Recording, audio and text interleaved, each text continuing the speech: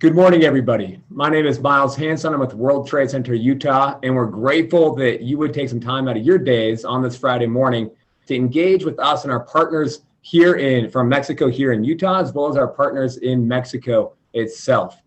We have a fantastic program and a lot of really great expertise teed up today. But before we jump in, I thought I'd just share a few thoughts, both on the importance of the Utah-Mexico trade relationship, as well as how the pandemic is changing those dynamics and creating new and unique opportunities, both for Utah and Utah companies, as well as in Mexico. But first off, I just would like to thank our partners on this event, and also particularly recognize the Utah Manufacturing Association, Todd Bingham and his organization. They're phenomenal partners of ours. They are part of our allies in the Utah Industry Resource Alliance, and we're grateful for their partnership, their participation.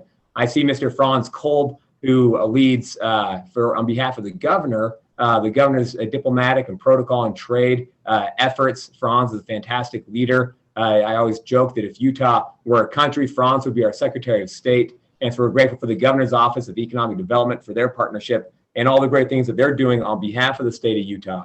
And I'm particularly grateful for all of you, the Utah companies that are joining, and for all of our panelists.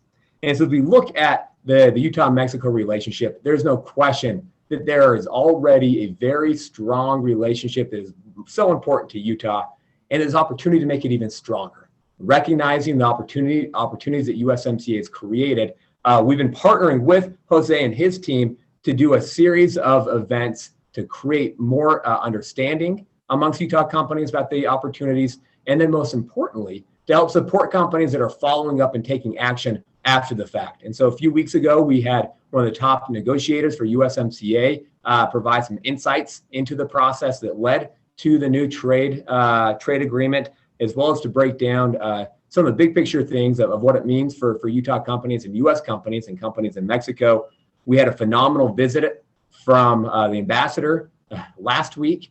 Jose, that feels like a month ago. It's been busy, but just early last week, she was here, did a phenomenal job speaking at the Utah Economic Summit, met with many Utah companies, met with the governor, and just had a fantastic visit and an opportunity for us to hear directly from her about the opportunities, as well as to help make sure that she is an ally of Utah and Utah companies. And I know she's been personally involved in helping a couple different Utah companies with some of the challenges that they are facing.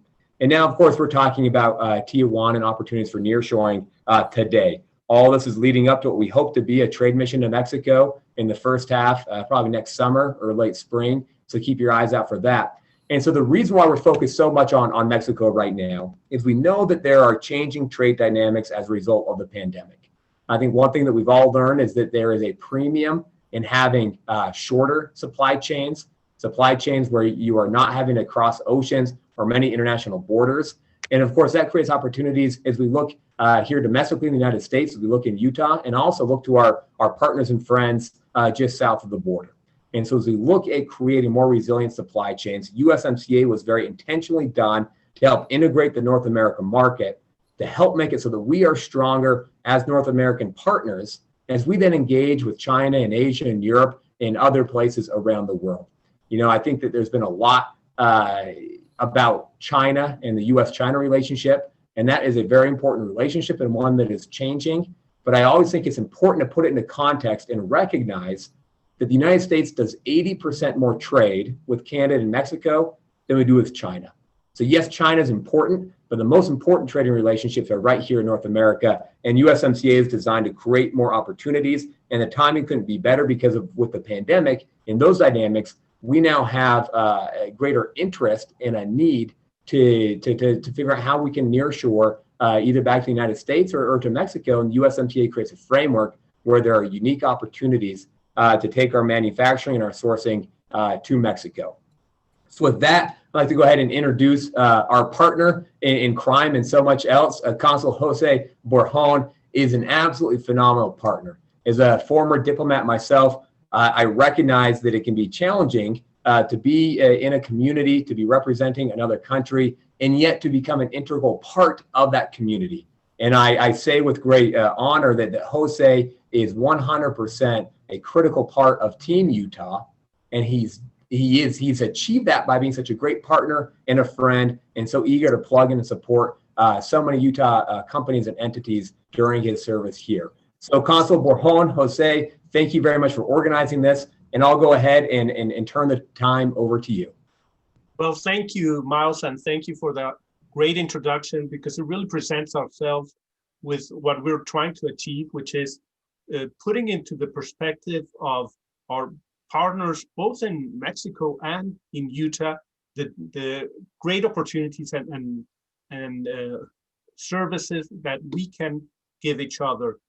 As you said, we had a very productive and an important visit by Ambassador Bárcena last week, and we want to continue this conversation and our cooperation going into the specifics. And I think that is why today's webinar is going to be so successful. We are going to be really lucky to hear those experts, and I mean that, who have hands-on experience in how to make transnational business and how to serve the interest of both the Mexico and Utah companies, and looking for a win-win situation. This is about relocation of value chains. As you very well said, we're focused in Asia, but the need now is to really work in strengthening North America as a region, and that's where we need to look into the opportunities. So let's jump into this. We have a great presentation. We'll begin by the Office of Trade Promotion of Tijuana, then TACNA Group, and specifics on the IMEX program. And let me then introduce our first speaker, and I'm honored to present Arturo Perez Ver. Arturo has been appointed the Secretary of Economic Development for the municipal government of Tijuana. Imagine that, a city as complex and sophisticated as Tijuana has its own Secretary of Economic Development. Why? Well, you will learn why, because it's just incredible, the dynamics of this city, of the state, and on the northern region of Mexico and its integration. Arturo, for over 20 years, has significantly contributed to the enhancement of Mexico's international trade, and his hard work and dedication have given him numerous opportunities to obtain important positions in the public and private sector. He's originally from Tijuana, and a bachelor's degree in international trade in a Mexican university. And he's widely known for his knowledge of conflict resolutions in international trade. He has served from 1994 to 1995 as a legislation compliance verifier for the Office of the Controller and Administrative Development. And from 2016 to 2018, he served as an advisor for the National Insurance Commerce Bank and Pro Mexico, in both cases as the business sector. So Arturo has a great experience as a businessman, and he knows what it is to make business and international trade, and has been working with Tijuana and Ensenada for many years in many issues of logistics, as well as our National Association of Exporters, ANIER, and it has a great trajectory there. So Arturo, we're honored to have you, and welcome to this presentation. Welcome to Utah, at least at this first stage, and we look forward to have you in the near future. But we're looking forward to learn about Tijuana and what we can offer. No, thank you very much. Again, thank you for the Mexican General Counsel from Utah, World Trade Center, Salt Lake City, Association of Manufacturers of Utah, TACNA Group, that we work very close with OC and Diana, and F Consultores. Yes, I'm going to do a very quick presentation of Tijuana. How are we doing in Tijuana right now? Tijuana, we have a population of 1.6 million people. We have 748,000 people employed from the 760 people that are on the active part. And we have a very low unemployment rate of only 1.6%. We're on the number one city in Mexico with that unemployment rate.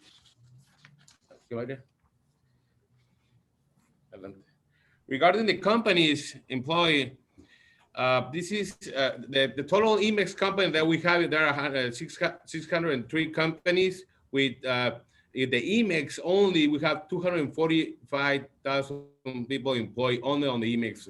Tijuana, one of the first cities, number one in maquiladoras here in Tijuana. And then we have how the companies are being distributed. For example, in the medical sector, we have 59 companies with the last from TACNA Group. We have about the 59 companies employing around almost 60,000 employees for these companies on the medical sector. That is growing from 20 to 25%.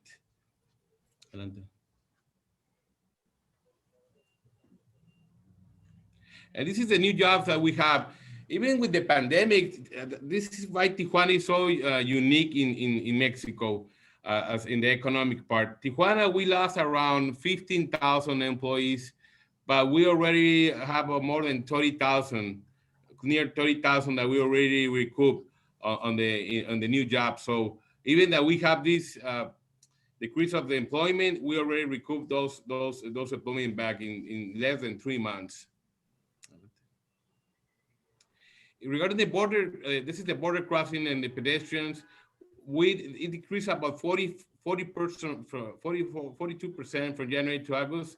But right now, we are also seeing a lot of merchandise being purchased here in Tijuana, with local suppliers.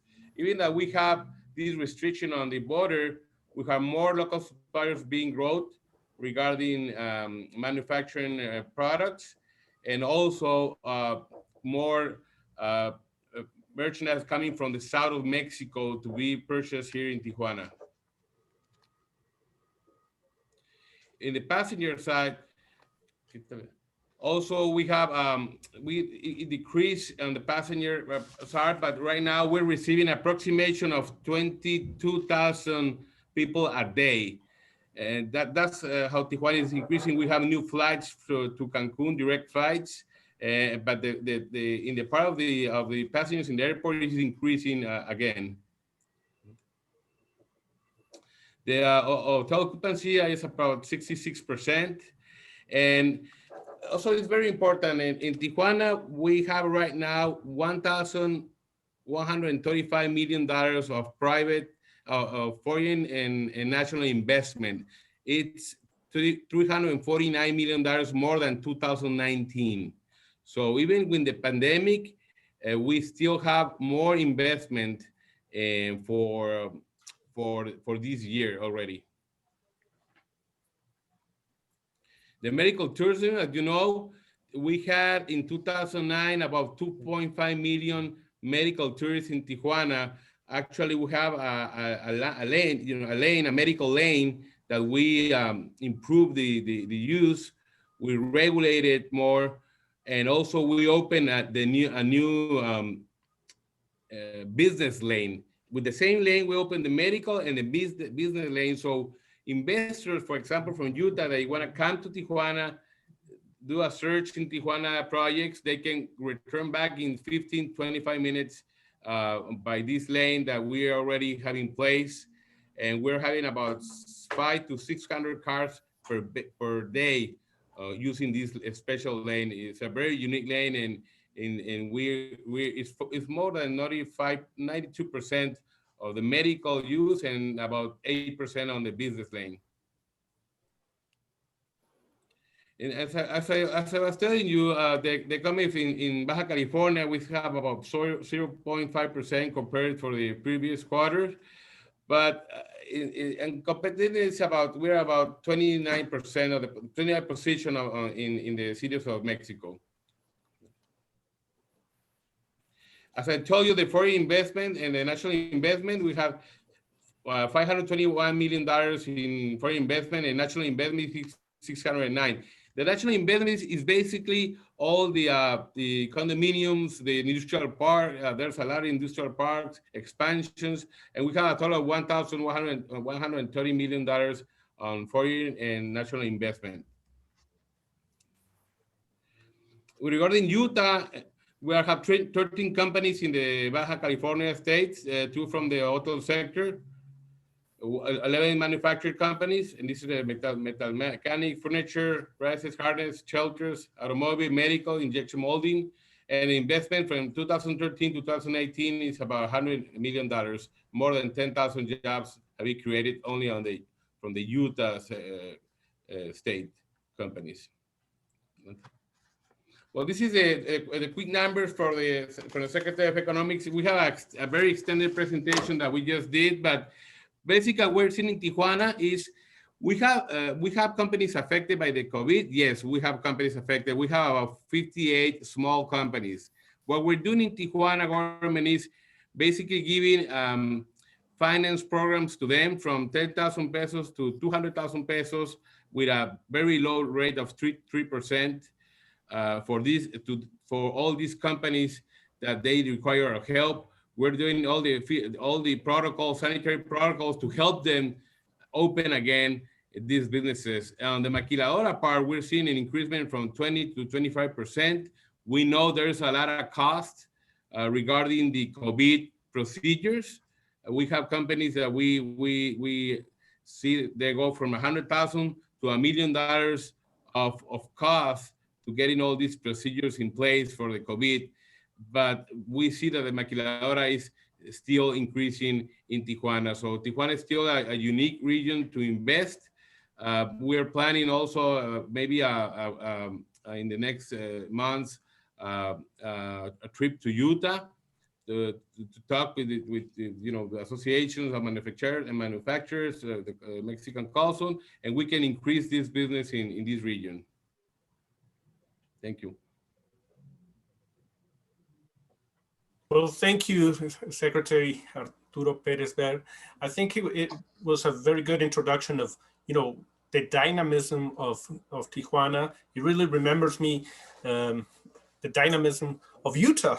As Miles said, I'm also kind of Utah team, so I'm also a cheerleader there.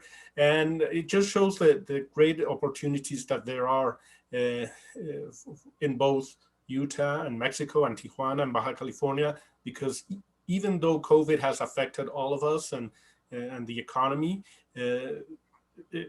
getting back to speed is fundamental, and with good partners, I think it's important. Let's move now on to TACNA Group, and I think it's important that you understand that the costs and opportunities in Tijuana and San Diego region from those experts who have been working for many years in helping those companies either relocate part of their production or all, and it helps their business both in Mexico and the U.S. So I'm honored to present, I would say, both Baldwins, Ross and Derek, who have Utah family ties and have studied here, and so they're part of us here in Utah, and we trust them, and we've been working very nicely with them for many years. TACNA Group is a very solid, fundamental, good values, and they work very good with companies here in the U.S., and they know their way around in Mexico, thanks to partners in Mexico, Ozzy Diaz, who's also there, with Ana del Real. Boy, they know how to move around and comply with all the Mexican regulations, which is important when you're relocating, and I think that is critical. So we will ask Derek, who has a presentation, to lead us through how this works. How are the costs? What are the opportunities if we're thinking seriously of moving part of our production? Thank you, Consul Orjon. And we also thank the World Trade Center of Utah, the state of Utah, for inviting us. Obviously, our friends in the Tijuana city government and all those who will be presenting today. So thank you for the opportunity. I'll go ahead and share my screen here, and we'll go ahead and get started. So what we wanted to do is give you a quick overview, not only of the region of Baja California. We'll talk a little bit about what we do and how we help companies, but then also about the costs and how this actually works and how it gets put together. In terms of our company, we've been in business since 1983. We have 190 on staff helping clients to relocate manufacturing, as Consul Orjon had mentioned, to the Baja California region specifically. Across Baja California, we employ 9,000 individuals, both in the manufacturing and technology sectors. We're leasing 3.2 million square feet, processing approximately 4,000 imports and exports on a monthly basis. And we have 50 different clients here. Of these 50 clients, I wanted to mention that 3 are from Utah. So those have been with us within the last, I would say, 6 to 8 years, and a variety of different sectors all around the state. In terms of our operating locations, we're focused only on Baja California. If you're familiar with the state, we're going to be talking about Tijuana today, but there are also a few of the other cities here. One notable city is San Diego, just to the north of Baja California. And then we have the cities of Tijuana, Tecate, Mexicali, Rosarito, and Ensenada. But again, we'll be focusing on the city of Tijuana, which is where the majority of our clients also reside.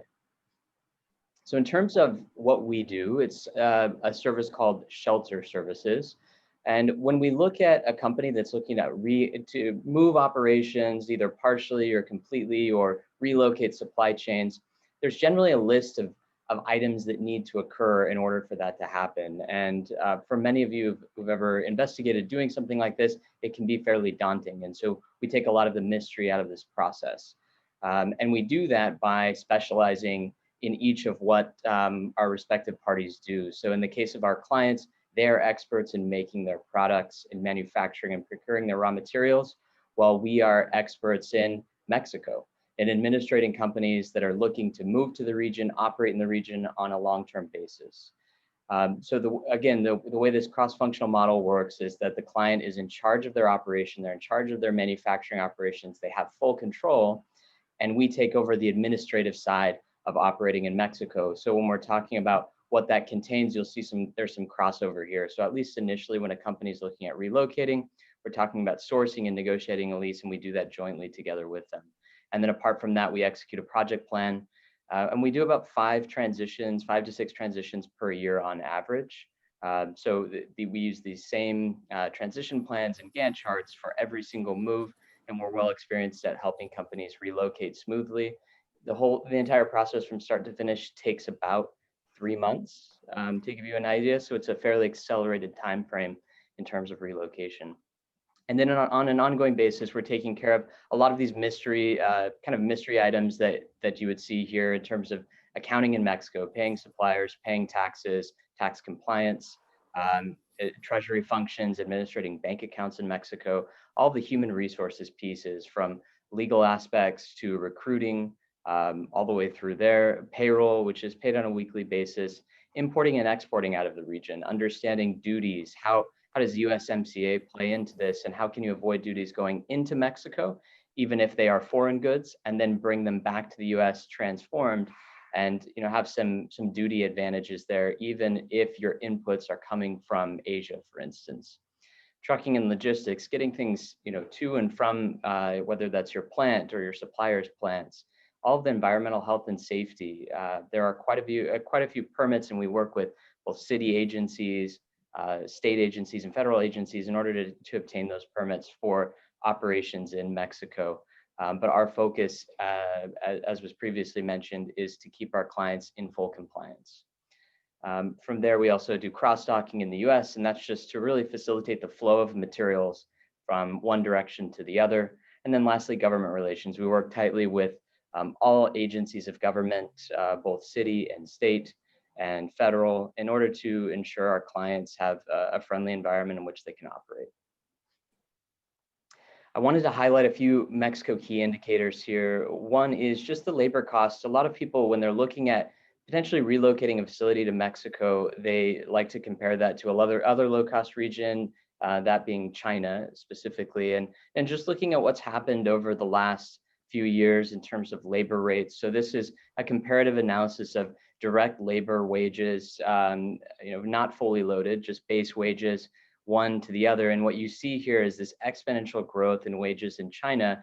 And over the same period of time, that really hasn't happened in Mexico. And a lot of that is explained by the tight relationship between the US dollar and the Mexican peso. And so they tend to kind of move in unison, whereas that doesn't always happen with, as we know, with the Chinese yuan, which is typically pegged at a certain rate to the US dollar. And so as a result, you have predictable wages over a long period of time, which I think is helpful if you're looking at moving to a low-cost region. You want to make sure that that region is will serve you for at least 20 years, and that you're not going to be looking to move elsewhere. Moving, as we know, is very disruptive and can be expensive. In terms of just fully burdened labor costs per hour, we're highlighting a few of the industries that we serve and what they're paying today, so that you can see more or less actual labor rates. So in plastic processing, medical and military motor type operations, fiberglass processing and manufacturing, electronics, automotive. So the automotive parts would be welding, for instance, any kind of moldings, plastic injection molding and adhesives, aerospace machining, and then heavy steel structure and processing. That one is in particular, it ties to the solar industry, and solar steel, if you will, for large solar farms. A few key indicators. This is both a combination of Baja California and Mexico in general. When we look at the GDP of Mexico, a lot of people are surprised to learn that Mexico is now the largest trading partner with the US, for instance. With everything that's been happening with China, I think that's significant. And the ties that the US continues to make with Mexico to have more local sourcing in their supply chains. So 1.2 trillion in GDP. The unemployment rate was 2% in Baja California, but that continues to decrease. This was first quarter of the year. And so as Arturo Perez Ver was mentioning in his presentation, the unemployment rate continues to drop post-COVID, post the beginning of the pandemic. And what we're seeing is huge demand across the board for skilled labor, as well as increasing orders from most all of our clients, from their own customers. Mexico also has quite a few free trade agreements, more so than the US with other countries, in that they have 45 other countries that they're doing, they either have trade pacts or trade agreements with. The unemployment rate, or the turnover rate in Baja California tends to be about, on average, 6%. We've seen that fluctuate during the pandemic. In terms of labor rates in Baja California, on average, we're looking at $3.30 per hour for direct labor. That can change based on the skill level you need. And inflation this year is fairly low across the board in Baja California, mostly due to the pandemic. We're tracking around about 4%, and probably expect the year to end around that number. In terms of the average age, we're about 28, so a fairly young state, and in general that holds true in Tijuana. And lease rates for industrial space, Class A type industrial space, which I'll show you some photos of in a moment, it's between 45 and 55 cents per square foot. This is just a quick labor cost comparison as we look at an operation, let's say with 100 people in Utah. So assuming you were paying $16 an hour fully burdened wage, with 100 employees, you would have 208,000 working hours. That would equate to an annual labor cost of 3.3 million. Comparing that to a Tijuana, not using the best case scenario, we're kind of middle of the road here, $4.51 an hour, fully burdened. Those same 100 employees, but now you have 249,000 working hours. And the reason for that disparity is that the work week in Mexico is 48 hours instead of 40. So you're picking up extra additional work hours. And that would be a labor cost of 1.1 million. And so just the labor savings alone on 100 individuals in terms of relocating an operation or part of an operation would be about 2.2 million. And so you can imagine how that would help the cash flows of a company in order to reinvest in their own company and grow. And that's what we see with our clients. When they move all or a piece of manufacturing to Mexico, especially labor intensive manufacturing, it gives them the ability to reinvest in their companies and grow. And then as a result, provide better paying jobs in the US in sales, marketing, design, and engineering. This is just a quick overview of Tijuana. And when we look at Class A type real estate and buildings, I mean, I think you would be pleasantly surprised to see the buildings, interior, exterior, the industrial parks are all very much US standard construction, built to US specifications, as you can see here. And this is all over the region. Industrial parks that are secure with guards at the front gate. And so if you were ever to visit, I think you would be pleasantly surprised. In terms of Tijuana as a region, I won't spend a lot of time on this since Arturo had already mentioned a lot of these key statistics, but you can see, with a population of just under 2 million, there's a lot of strength here, and it's a fairly dense population overall. There's a large base of suppliers. Many suppliers that you would use in the United States are also in Tijuana and Baja in general. A lot of skilled labor, both in direct level manufacturing all the way up through engineering. There are a lot of talented engineering students graduating every year from the many universities here in the region.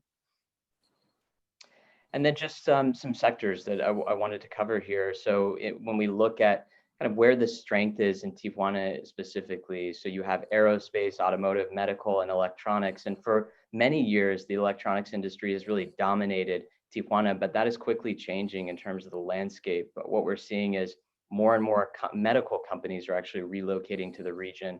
We ourselves have had several just within the last year that have chosen to set up facilities in Tijuana.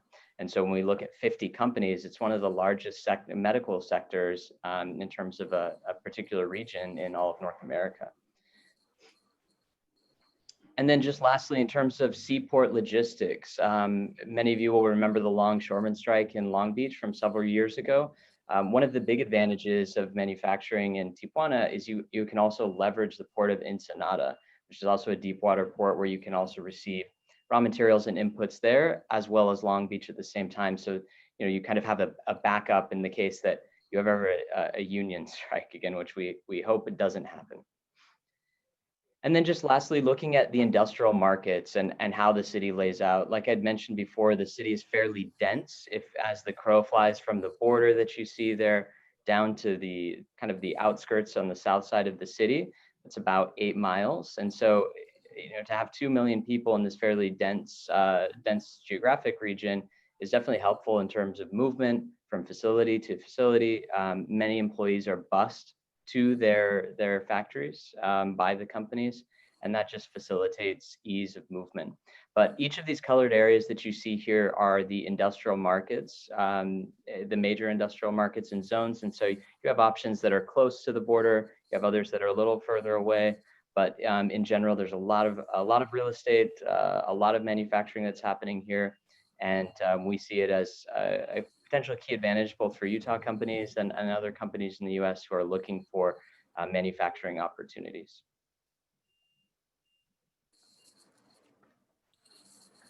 Well, thank you, Derek, and thank you for this great presentation and really going into the nitty-gritty of understanding the opportunities of Tijuana and relocating, what it entails and the services that are needed. And that gives us also a better understanding. And we're focusing in Tijuana. Naturally, it's today's topic, but let me just open it for a second. It's not only Tijuana, it's Tecate, it's Mexicali, it's Ensenada, and they're really sophisticated, and we could talk that later, even in the questions and answers. So if you don't find in your specific sector something, we will obviously work with you to see what are the opportunities in all the places in Baja California, and why not in other places of Mexico. That's the whole idea here. And to me now, we're going to transition to our next speaker, and I'm honored to present Juan Felipe Sanchez Curiel. He's a Mexican attorney specialized in Mexican business law, which practice in Mexico and focus in real estate and business law. Mr. Sanchez has a master's in corporate law from NYU and broad experience in domestic and cross-border transactions. His services go from advising companies in all aspects of their business, including formation, drafting and negotiation of contracts, business transaction in the area of corporate real estate mergers and acquisitions. He's part of the EFE Consulting Group. This is a business compliance and advisory firm based in Tijuana with office in 7 countries, with more than 250 professionals helping companies setting up operations in Mexico and Latin America in areas such as legal, taxes, transfer pricing, and strategic consulting. Obviously, you're planning on relocating. You need to have someone who knows the legal intrinsics of this new country and how to comply. And that is where experiences are critical. And we're honored to have Juan Felipe. Welcome, Juan Felipe. Adelante. Well, thank you. Thank you, Sergey. Thank you so much. So thanks for the introduction. My name is Juan Felipe Sanchez. I'm a general counsel of Grupo Consultor F. And we focus or we work with companies that are outside of Mexico and are interested on landing into Mexico and operating or doing some sort of business. But we focus on those kind of companies who are a little bit worried about moving into Mexico or moving into a new country and the risk that it is going into a new place. It's always some sort of nervousness on going into this new territory and start operating. And we help also companies that they want someone who will speak their own language, and I mean that about the language literally and business wise and culturally wise. We focus on helping them understanding, making sure that we understand their business, and we give them an holistic advice on moving into Mexico. So in this case, that they feel completely safe that their investment in Mexico, their return will be as expected, and the risk of moving into a new place is not as big as the risk of doing business as their own home country. So in this matters, I want to tell about how we approach things. You know, first we talk with the clients. We understand that we want to understand the business as much as we can, and give them like the business strategy and the business how to start operating in Mexico.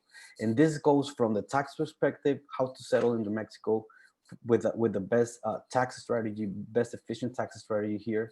And we also give them the roadmap as legally what we will be doing in the future and what would the steps will be. And in this case, and also understanding since day one what the increase or the business or what would the future will have to be like, or what the client wants to be like in the future. If they want to expand, how much want to expand. So we are ready since day one, looking into the future to getting everything prepared for this. Can you go for the next slide, please? No, I'm sorry. Can we go back? So before we start start operating a company in Mexico, we want to tell them, you know, here are things to consider. As our previous panelists talked before, we have a strong labor force in Tijuana, in Baja California. We have a lot of people willing to work, well prepared. But also about this, we need to make the company or the client understand what would the journey in Mexico will be, and have a clear focus on what would the steps will be, how much time will it take, and what it will get us to get where they want to go. And so the more they understand the process in Mexico, the more fluently it will be the business doing wise. You will understand better how to do business. There's no one answer on how to do business in Mexico. Depending on your needs, it will be the different type of strategy, depending on how much control you will want to have in your business in Mexico, how much service that you will need or delegate in Mexico. It depends on the strategy that we'll suggest. Also, you need to know your audience before coming into Mexico. You really need to understand how is the mentality in Mexico, in the area, and get to the right people that you will need to go into that journey. This goes regarding from advisors to, we'll say, real estate brokers, insurance people, banking, all of that. We need to make sure that you have a strong team on your side. You have the right people, so this will make the journey so much easier, and the business will have much more probability to be successful. So we always try to or take a lot of pride on setting up the right team and the right people, get the right people in the right place, so you have the better advice and feel more secure in coming into Mexico. And also, it is also my job to make you understand the laws and regulations in Mexico, and what you have to go through in Mexico, and what will the difference will be with the United States, for instance. Some things are similar, some things are way much different. Some things are faster here in Mexico. Some others will take a little bit more time than in the US. We want you to understand this, and so you will have the right information to make the right decision. Next slide, please. So this is just, we have like a roadmap of what setting up in Mexico and all the soft landing will take, and from day one to the day to start, day one to start operations. And I'm not gonna go into a lot of details in this due to time restraints, but we would just want to make sure that you understand the whole process on starting operating in Mexico. First step, we have the discovery meeting. We have that meeting that I was talking about understanding the client, understanding their needs, their business plan, how much they want to do in Mexico, how much they want to grow, so we can understand. And since the beginning, we're ready to move forward, and we're ready to the next steps that will take place in the next year or next couple of years, or wherever the timeline will be. After that, we'll focus on setting the new company. We will need to go and really understand how the new structure of the company will be, which is the best structure for you, tax-wise and legal-wise. Go before the authorities, the notary public, set it up, register, set you up on register for the tax authorities. That will be the first thing or most important thing. So you register before the tax authorities, and now we're able to go and ask or file for other permit and licenses. It's really important also to have a good broker, a good real estate broker. As mentioned before, Tijuana is a very busy city. There's a lot of people interested in Tijuana. The real estate has a high rate of occupancy, and it's not easy to find the right facility at the right price or with the right specifications and the right requirements that you need. And so it's really important to have a good real estate broker, someone who will guide you and will help you make a good decision and have a good place. Legally speaking, it's really important that you have a good lease agreement. So you'll be there. This is going to be one of the most important contracts that you will sign, because you're going to operate in there. You need some flexibility, either to move, expand, or just be safe on your lease here. And going through the whole process, not to go, I mean, after that, we need to do everything to set up for you to start operating, to start hiring people. You'll need the labor strategy. How are you going to start employing people? And then filing for all the permits for import, export, and the IMEX Maquila, which the IMEX Maquila will give you an advantage to not pay any taxes with the temporary import that you will do manufacturing, and then send back the goods into your country of origin. So this licenses are the most important. This is what will give you the advantage of being efficient tax-wise, and having that advantage of manufacturing in Mexico, and having those reducing costs or savings in Mexico. So once we have that, once we have all the permits needed, the IMEX, the EVA certification, which is a certification that will you get your sales tax returned to you. We're ready to start operating. Once we have the local permits, once we have everything in place, we're ready to start operating. So this is some sort of like a process. We have here 19 steps, and this could take from, I don't know, from the fastest could be maybe 3 months to 6 months, depending on how, or a little bit more, depending on how complicated your operations will be in Mexico, how many permits and licenses will need to require. But this is just a general understanding for you to forecast how long will it take, and so you'll get a clear understanding on how your investment, or when your investment will start giving you returns, or your money will start working. So it's not the same thing if you invest it in 3 months from now, you're already operating in Mexico, than a year. So this is like we always like to give a clear view of what the timeline will be and what the steps will be. The next slide, please. And this is just a general overview on tax implications or tax regulations. Corporations in Mexico, you will have to file monthly, bi-monthly, quarterly, and annually filings. And this is just the way it works in Mexico. We have a team expert on all tax regulations. And it's really important for you to understand how much money will cost you, what are the requirements or the regulations to comply with, and then you understand that you basically every single month will have some obligations to comply with the tax authorities. I'm not going to get into any details of this, but it's also, as any other country, it's always really important to be in compliance with tax regulations. It's also really important to be efficient on this, so you will not pay more taxes than you need to pay. Next slide, please. So in this case, we talk a little bit about this. I'm not going to go much longer on this matters, but the advantages of Mexico basically is the human capital that you have, that you can take advantage. There's people highly qualified to do the work, and the wages are competitive with other countries. The proximity is quite interesting.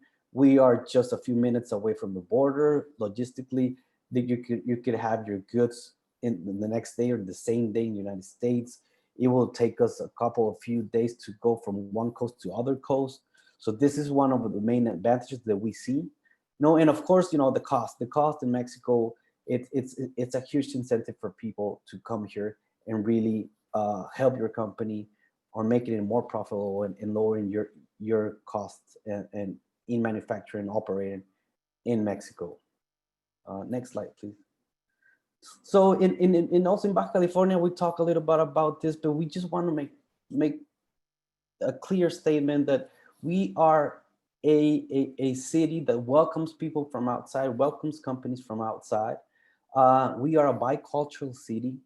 There's almost 2 million populations, and a big percentage of that population speaks fluent English.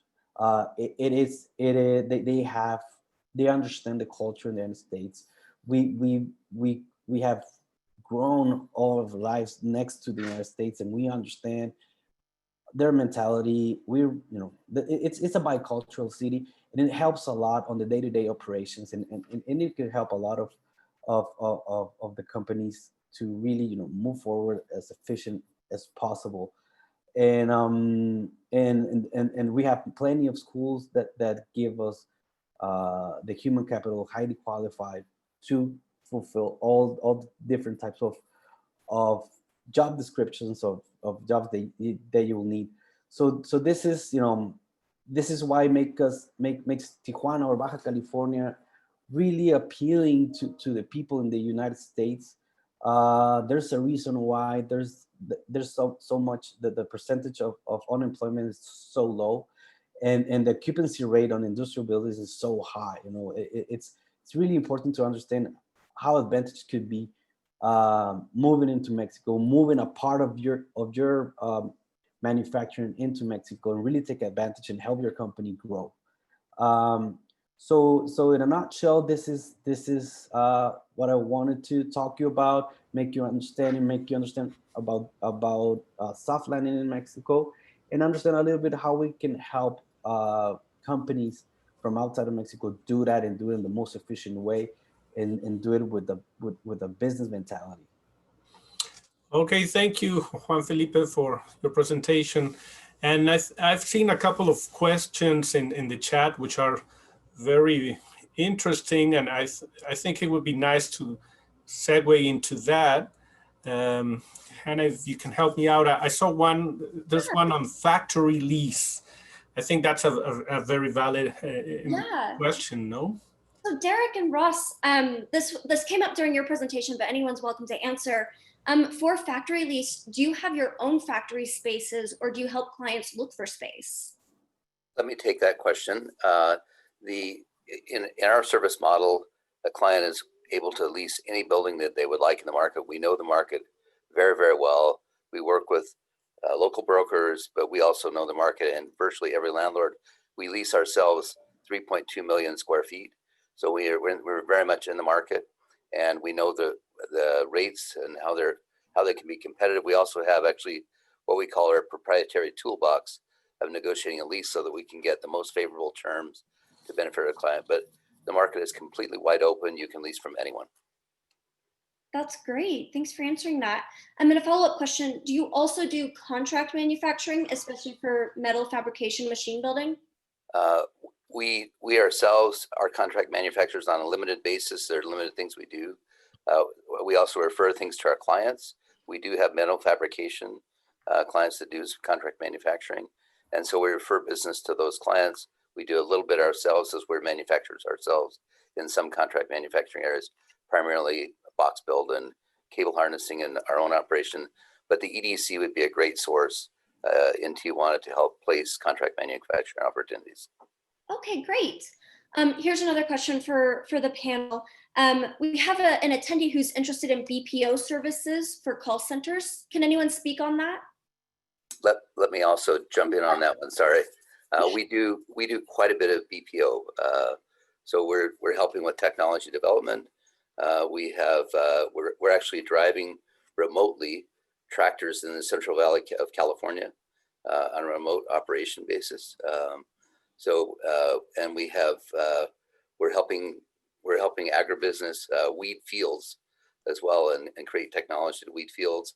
And a telecenter is very much up our alley. We're comfortable with that, and there are a bunch of them in Tijuana. There's a good pool of English speakers if necessary, so very doable. Great, thanks for answering that. This one's actually a little bit of a different question. So this is from Thomas Cibaja. He is the president of the cluster for aerospace in Baja California, and he's asking actually a question about Utah. Asking how strong is the aerospace industry in Utah? And I don't know if Miles is still here, but I can jump in and start answering that, and he can fill in any details. The aerospace industry in Utah is very strong. It's one of our top economic clusters. We go to aerospace-focused trade shows every year. This year is probably actually our exception, of course, but we do have a very strong aerospace, and I can actually connect you with our economic cluster leader for that area, Thomas.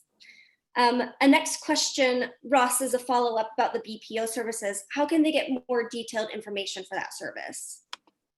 They can reach out directly to us through you. No problem. We'd be happy to. We have a separate presentation about BPO that we could do specific for them as well, and help them understand the costs of setting it up and doing it. Great. I'll be happy to connect you guys after this webinar. Thank you. This question is from Gary Stapley. He's asking, he said, someone mentioned fiberglass manufacturing. Can that person give a few more details about what companies and what type of fiberglass is manufactured in the Tijuana area? Yeah, that was in our presentation. And so, yeah, we have several clients that are manufacturing in fiberglass, specifically in pools and spas. And so that's the type of fiberglass manufacturing that we have experience. And then another client that actually does model airplanes. And so on a very large scale, we're talking about very accurate scale airplanes. So that's another example of that. But there's all types of fiberglass manufacturing as well as in the automotive aftermarket. Great, thank you so much. Those are all the questions we're seeing right now. Jose, do you have any final thoughts? Well, yes, I just want to emphasize how this is really another step on the work we're doing with World Trade Center on getting together business opportunities both for Mexico and Utah. Remember, we, as has shown, Tijuana, because of its strong manufacturing presence, also needs providers. So that's something we should also look into. What can Utah offer? And we haven't gone into other sectors, textiles and other areas, which are other opportunities. But we want this to be an open conversation, and it will be. I just want to give a shout out for my colleagues in the consulate in Boise, Idaho, because we're also working with our friends in in Boise.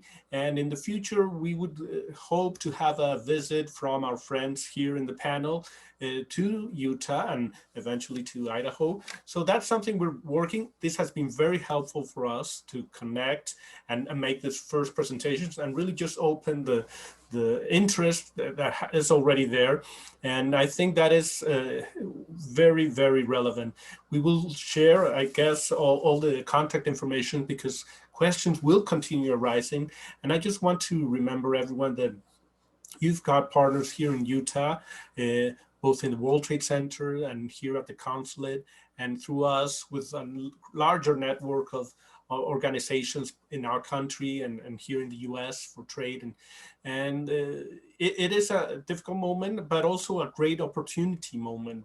As we have seen, industries are going back into business and many have never stopped. And that is where we need to find good, reliable partners.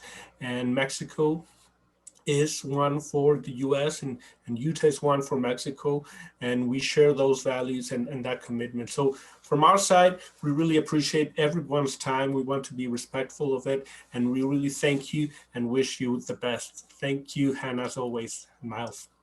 Thank you so much. And thank you everyone for attending. Thank you to our presenters for all the hard work you put into this. I know I gained a lot of value from this and I know our attendees did as well.